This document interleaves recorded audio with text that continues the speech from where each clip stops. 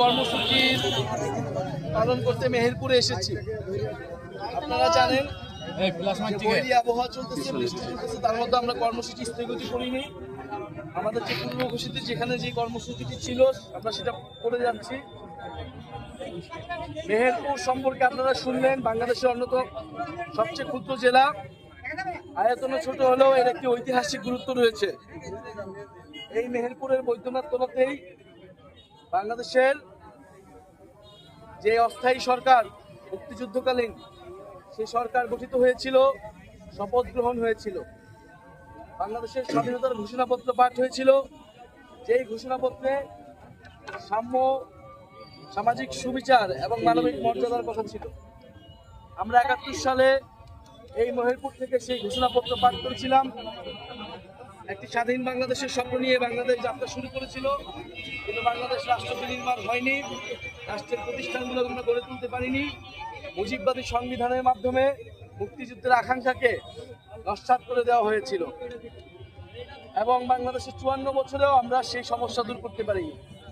২৪-এর গণ অভ্যুত্থানের মধ্য দিয়ে আমরা একটি নতুন সম্ভাবনা এবং নতুন সুযোগ পেয়েছি বাংলাদেশ রাষ্ট্রকে আবার নতুন করে গড়ে তোলার। সেই রাষ্ট্র গড়ে তোলার লড়াই করছে এনসিপি এবং গণ অভ্যুত্থানের মধ্য দিয়ে যেভাবে স্বৈরাচারের পতন ঘটেছে, জাতীয় নাগরিক পার্টি এবার বাংলাদেশকে নতুন করে গড়ে তুলবে। সেই যে স্বাধীনতার ঘোষণাপত্রে আমাদের আকাঙ্ক্ষা ছিল, ২৪-এর গণ অভ্যুত্থানে যে বৈষম্যহীন বাংলাদেশের আকাঙ্ক্ষা ছিল, সেই আকাঙ্ক্ষাকে বাস্তবায়ন করবে এই গণ অভ্যুত্থানের নেতৃবৃন্দ, জাতীয় নাগরিক পার্টির নেতৃবৃন্দ। ফলে মেহেরপুরের থেকে যে স্বাধীনতার ঘোষণাপত্রের ডাক এসেছিল, আমরা চাচ্ছি নতুন করে জুলাইয়ের ঘোষণাপত্র তৈরি করতে।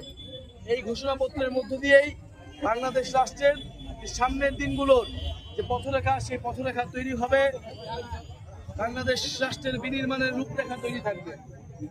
আমরা আমাদের এই পদযাত্রা চলমান রাখবো। ঝড় বৃষ্টি যতই বিপত্তি বাধা আসুক না কেন, এই পদযাত্রা ৬৪টি জেলায় পৌঁছাবে এবং ৩ আগস্ট শহীদ মিনারে ইস্তেহার ঘোষণার মধ্য দিয়ে এই পদযাত্রা সমাপ্তি হবে। আপনারা এসেছেন এবং মেহেরপুরে জাতীয় নাগরিক পার্টি পৌঁছে গিয়েছে। মেহেরপুর জাতীয় নাগরিক পার্টি কার্যক্রম শুরু হয়েছে। ইনশাআল্লাহ আমরা আশা করি মেহেরপুরের প্রত্যেকটি গ্রামে, প্রত্যেকটি উপজেলায় জাতীয় নাগরিক পার্টির বিস্তৃতি ঘটবে। আপনারা যারা আমাদের এই তরুণ নেতৃবৃন্দকে, গণ অভ্যুত্থানের নেতৃবৃন্দকে সমর্থন দিতে চান, আমাদের পাশে এসে দাঁড়ান। নতুন বাংলাদেশের সূচনা হয়েছে, নতুন স্বাধীনতার সূচনা হয়েছে।